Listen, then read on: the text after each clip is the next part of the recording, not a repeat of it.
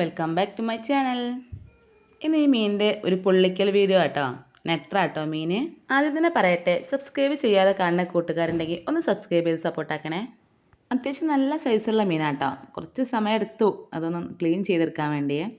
എന്നെക്കൊണ്ട് പറ്റാതായപ്പോൾ ഞാൻ ആയുധം വെച്ച് കീഴടങ്ങി. അമ്മയാട്ടോ പിന്നെ അത് നല്ല വൃത്തിയാക്കി തന്നത്. അമ്മ നല്ല രീതിക്ക് തന്നെ പെട്ടെന്ന് ക്ലീൻ ചെയ്ത് കൊടുത്തിട്ടോ. ഇങ്ങനത്തെയൊക്കെ വലിയ മീൻ കിട്ടിയിട്ടുണ്ടെങ്കിൽ നല്ല പൊള്ളിക്കാൻ വേണ്ടിയിട്ട് ഏട്ടൻ മേടിച്ചതാട്ടോ. ഇങ്ങനത്തെയൊക്കെ സൈസുള്ള മീനോടൊക്കെ ഭയങ്കര ഇഷ്ടമുള്ള കൂട്ടത്തിലാട്ടോ പൊള്ളിക്കാനൊക്കെ.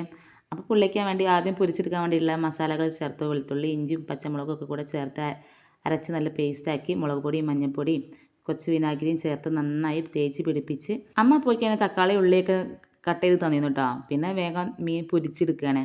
ഉരുളിയിലാട്ടോ പൊരിക്കുന്നത്. ചെറിയ ചട്ടിയൊന്നും പോരല്ല. അപ്പോൾ കുറച്ച് വലിപ്പമുള്ള ഉരുളി തന്നെ വെച്ച് കൈ ഞാൻ അളവ് കാണിച്ചു കേട്ടോ. എൻ്റെ കൈ എത്ര വലിപ്പം ഉണ്ട് എന്നുള്ളത് അറിയാൻ വേണ്ടി.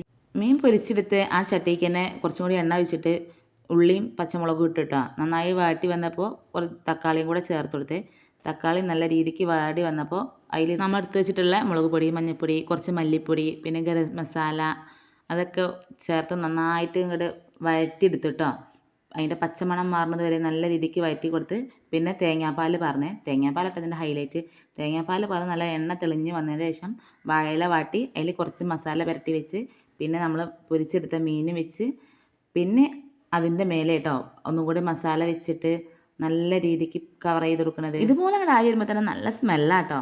തേങ്ങാപ്പാൽ ഇങ്ങോട്ട് കുറുകി വരുമ്പോൾ തന്നെ ഭയങ്കര അടിപൊളിയുള്ള സ്മെല്ലായിട്ട് വരും. വാഴയിലയിൽ നല്ലോണം പൊതിഞ്ഞിട്ട് പിന്നെ ഫോയിൽ പേപ്പറിൽ പൊതിഞ്ഞെടുക്കണം കേട്ടോ. ഓവനിൽ ഇത് പോലെ കേട്ടോ. അപ്പോൾ അടുപ്പത്ത് തന്നെ വെക്കണം. അപ്പോൾ അത് നല്ല രീതിക്ക് തന്നെ വെച്ചിട്ടുണ്ട്.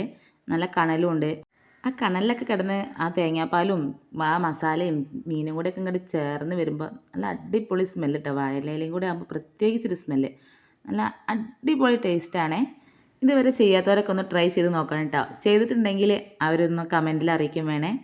പിന്നെ ഈ ചാനൽ ആദ്യമായിട്ട് കാണുന്ന ആൾക്കാരുണ്ടെങ്കിൽ, സബ്സ്ക്രൈബ് ചെയ്യാത്ത കൂട്ടുകാരുണ്ടെങ്കിൽ ചാനലൊന്ന് ചെക്ക് ചെയ്ത് നോക്കിയിട്ട് ഇഷ്ടപ്പെട്ടാൽ സബ്സ്ക്രൈബ് ചെയ്ത് സപ്പോർട്ടാക്കി തരണേ.